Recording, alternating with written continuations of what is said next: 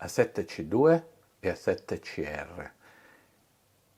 Rumor o il segreto di Pulcinella? In che senso? Diciamo che ormai è realmente molto probabile che uscirà della A7C, quindi della Sony, l'evoluzione di questa macchina stupenda che è la 7C, una macchina piccola, leggera, eccezionale dal punto di vista della qualità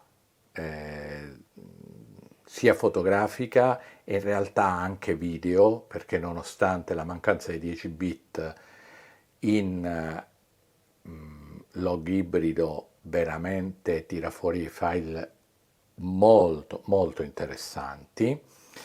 Bene, dovrebbe uscire la nuova versione e di cui praticamente le cose più importanti già si sanno, cioè dovrebbe essere una 7C2 Mark II con un sensore da 33 megapixel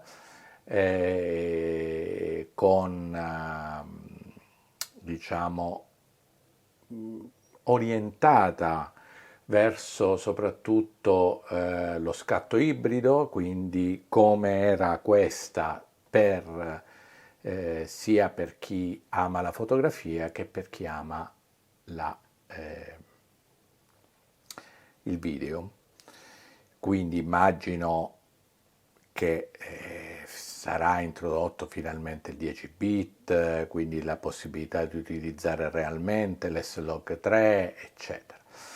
Ma diciamo questo alla fine è una normale evoluzione di quello che ci si aspetta da una macchina come la 7C, che ha avuto un successo di vendite enorme, e quando Sony aveva deciso di interrompere perché mancavano i componenti, i chipset, c'è stato un periodo un po' complesso nel mondo. In effetti molti si sono lamentati perché è una macchina che per alcuni scopi particolari è veramente unica nel mercato. Ma la sorpresa più grande è che non ci si aspettava che molto probabilmente esca un ulteriore A7C, in particolare una 7C dedicata fondamentalmente e esclusivamente quasi alla fotografia, con un sensore da 60 o 61 megapixel. Quindi si può in qualche maniera immaginare che potrebbe anche essere un sensore simile, se non uguale, a quello della Leica Q3, a mio giudizio, così a occhio. Perché? Perché è una macchina che in effetti ha la grandezza Leica, diciamo, cioè le dimensioni di una Leica, e effettivamente è una macchina che si presta molto a un certo tipo di fotografia. Detto questo, come abbiamo detto, sono ancora rumor, non c'è niente di confermato, ma quando i rumor iniziano a essere uguali da tutti i punti, poi alla fine, diciamo, tutte le fonti forniscono più o meno gli stessi rumor, perché ormai si è addirittura in arrivo. Si parla di far uscire le due macchine intorno a ottobre, quindi al ritorno delle vacanze estive dovremmo trovarci queste due nuove macchine, ma aspettando ulteriori dettagli io direi che possiamo continuare il video parlando di quella che c'è ora, cioè la A7C originale. A7C originale che ha avuto un momento in Italia quando c'è stato il Prime Day su Amazon in cui il prezzo era assolutamente incredibile, circa 1700 euro per la macchina compresa dell'obiettivo kit, che per una full frame di questo livello effettivamente è stato veramente un gran prezzo. Ora è tornato a un prezzo più, diciamo, logico, ma effettivamente, come si vuol dire, te la tiravano dietro. Cosa posso dire invece io in particolare di questa macchina dopo averla provata per vari mesi? Allora, diciamo, partiamo da un paio di concetti. Io non ce l'ho da tantissimo, ce l'ho da un po' di mesi, ma in questi mesi ci ho fatto con lei un viaggio in Argentina, in Cile e siamo appena tornati dal Portogallo. E quindi vari viaggi, l'ho usata tantissimo, me ne sono innamorato. Tenete conto che io vengo dal micro 4 terzi, quindi da macchine piccole, leggere, e per me è impensabile passare a macchine esageratamente grandi, perché lo scopo della mia fotografia è al 90% fare foto di viaggio. Con questa sono riuscito a fare delle foto eccezionali e devo dire la verità, mi ha sorpreso tantissimo non solo la macchina per la qualità del file, perché in fondo è lo stesso sensore che ha la 7.3, quindi famosa per la qualità della sua immagine, ma mi ha sorpreso tantissimo anche l'obiettivo kit.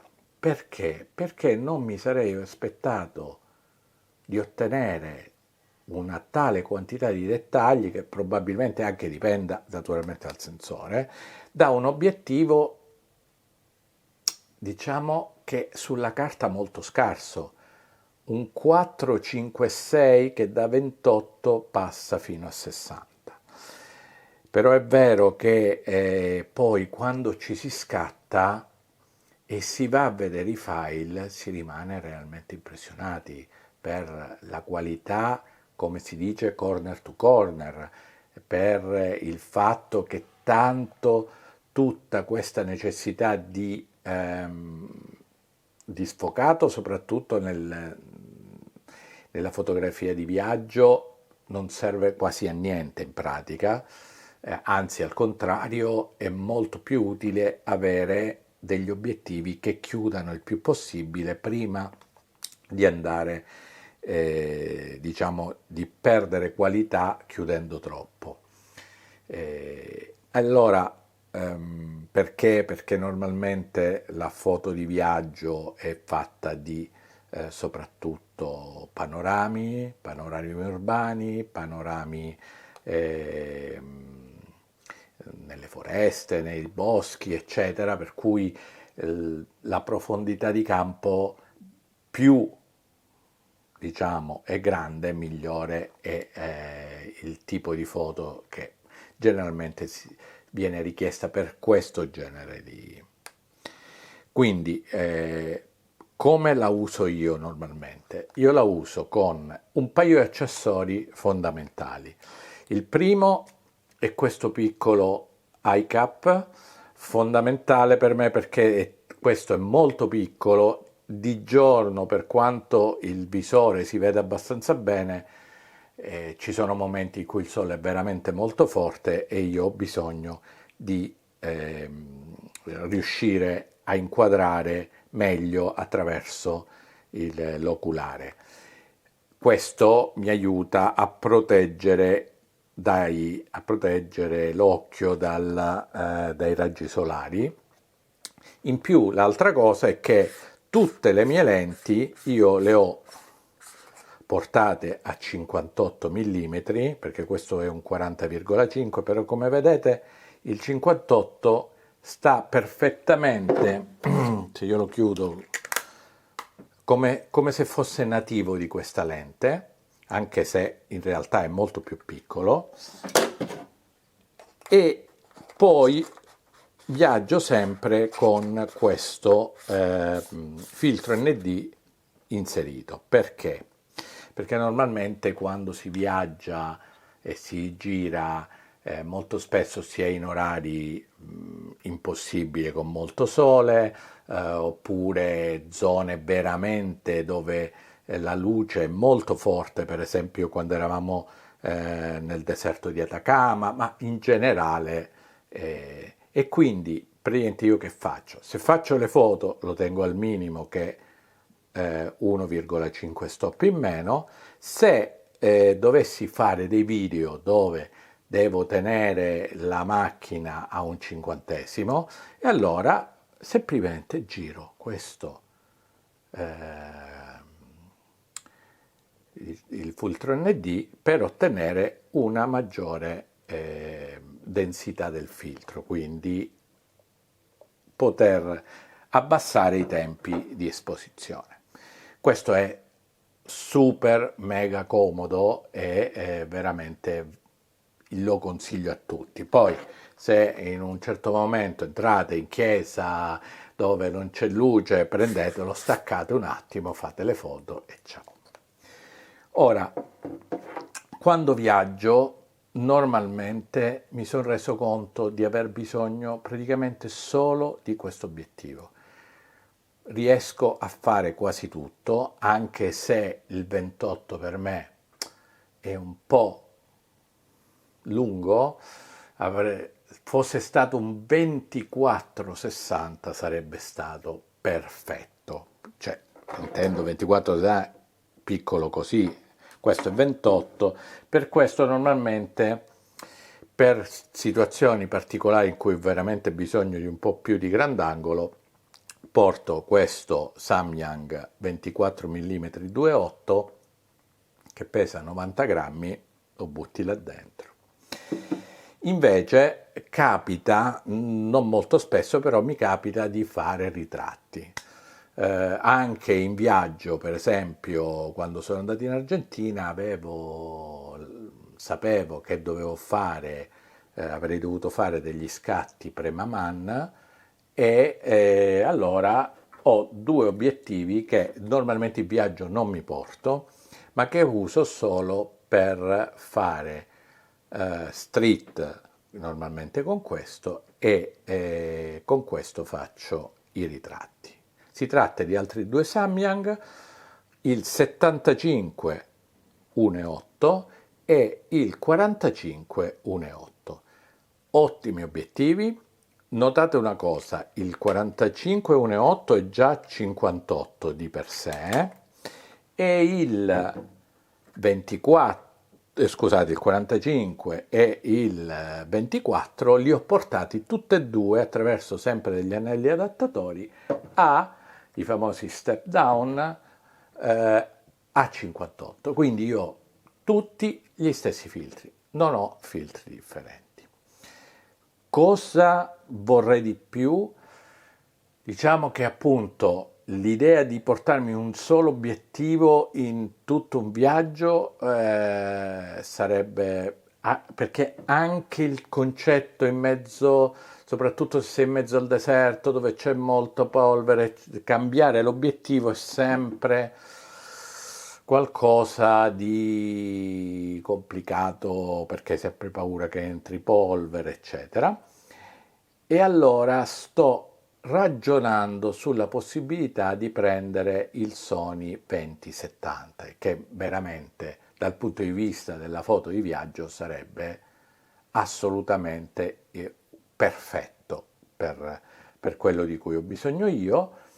In questo caso non porterei più il 28, il 24 f2.8, rimane il fatto che naturalmente per usi di ritratto o dell'uso di video un po' particolari, un po' più professionali, l'1.8 di questi obiettivi poi continuerà a servirmi.